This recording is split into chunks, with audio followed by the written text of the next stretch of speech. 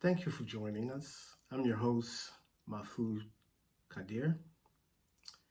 Uh, just talking about life here during the course of the day this morning, and just the main focus on what's kind of been going around with this Ice Cube situation with his contract with Black America.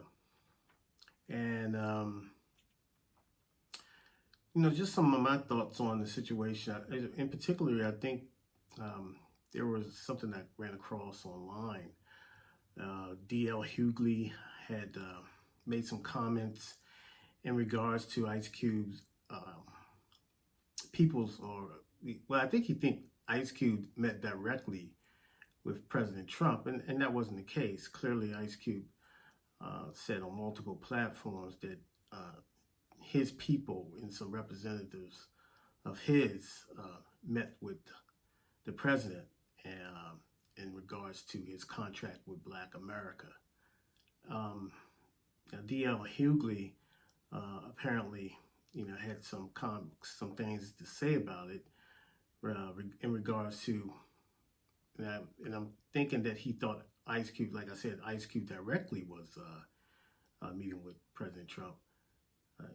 D.L. Hughley basically paraphrasing here, just basically saying, well, overall, Black folks need to have the proper representation on matters of this importance in regards to talking about what Black folk demand or need in return for their votes, or in return to their situation and what was outlined in the contract of Black America. So D.L. Hughley basically was saying that Ice Cube and his representation is clearly not qualified to speak on such matters because they don't have the proper depth in their background, expertise to deal with these politicians and the people in the cabinet or the Trump administration. And I found that to be kind of unfair in a sense, because when you want to throw people's resumes and dossiers out there, that can be a boomerang effect that you really didn't prepare yourself for. So I just think everybody needs to kind of take a breath and step back from it, from the situation, and kind of let it digest a little bit and get all the information and facts together before they go out there and make statements that can come back to haunt them. So D.L. Hughley is very opinionated. I like his radio show that he has out, and but he does have strong opinions, and he loves his people, he loves his country, he loves America, and he feels like the direction of where America is right now is not the direction obviously that he want to continue with a Trump administration. And I think he misread the room as far as saying that on one hand, he's kind of right. When you definitely need some type of background, you definitely need to know, have your ammo ready, so to speak, as far as when you have a contract or any type of documentation a plan that you have laid out. You want to be able to back that plan up, but you also want to negotiate. See, we can't get off step and just say that we're just not going to negotiate with a certain party, because that's the state that we're in now. It's enough of that going on right now that I wouldn't even say gridlock. It's just a lack of working together. And everyone is on the, in front of the cameras. Everyone is having a press conference, but nothing is really getting done. And in the midst of this, rush to get the Ruth Ginsburg's replacement on the court, doing these confirmation hearings and doing these hearings, outside of that, there's other than a bunch of rhetoric on both sides, there's nothing really being done. But so at some point you have to negotiate if you feel that you have something, you have a plan in place, and this is an outline or the like foundation of where we want to go right now and in the future. We want to have something in place that you can work with and work on and kind of chew and just be able to see the framework of where we at and negotiate. It's called negotiations, and you're not going to always like what one side is saying, and they're not going to always be in agreement with you.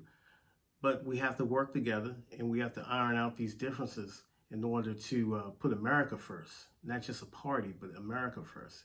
And there's too much party alliance going on.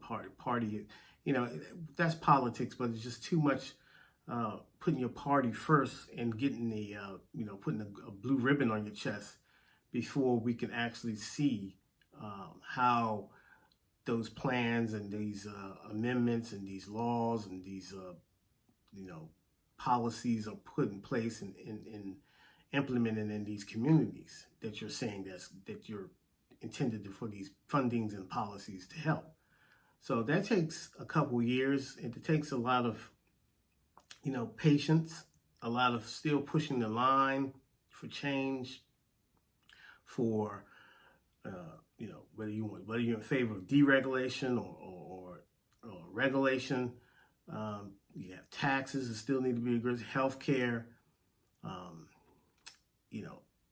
gentrification. You have ownership of land, ownership of housing.